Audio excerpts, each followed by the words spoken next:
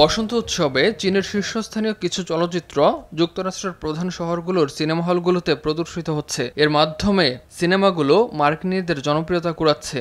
Loss অ্যাঞ্জেলেসের একটি বিখ্যাত cinema হলে ইংরেজি সাবটাইটেল সহ চলছে ডিটেকটিভ চায়নাটাউন 1900।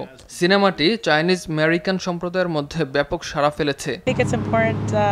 আমি মনে করি ভিন্ন ভিন্ন চিত্রনাট্যকার এবং ভিন্ন সংস্কৃতির সিনেমা নিয়ে আসাটা গুরুত্বপূর্ণ।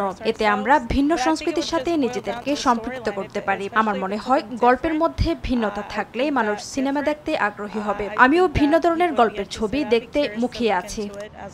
ইউএস চায়না ইনস্টিটিউটের পরিচালক ক্লেটন ডুবি বলেন, চীনা চলচ্চিত্রের প্রযোজনা মানের দ্রুত উন্নতি এবং স্থানীয় গল্পের জনপ্রিয়তা এর প্রধান কারণ। চীনা চলচ্চিত্রের দ্রুত উন্নতিতে সিনেমার প্রযোজনার উপর গুরুত্ব দিতে হবে। সিনেমায় চীন ও চীনের মানুষের গল্প তুলে আনতে হবে। এর ফলে চীনের চলতি মৌসুমের বক্স অফিসের আয় উত্তর আমেরিকাকেও ছাড়িয়ে গেছে।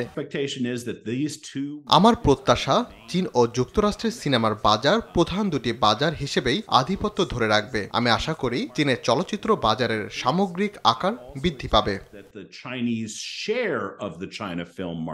বিশেষজ্ঞদের মতে বিশ্ব বক্স অফিসে চীন ও যুক্তরাষ্ট্রের মধ্যে ভবিষ্যতে প্রতিযোগিতা আরও তীব্র হবে। With some of the top performing Imtiaz Ahmed, RTV।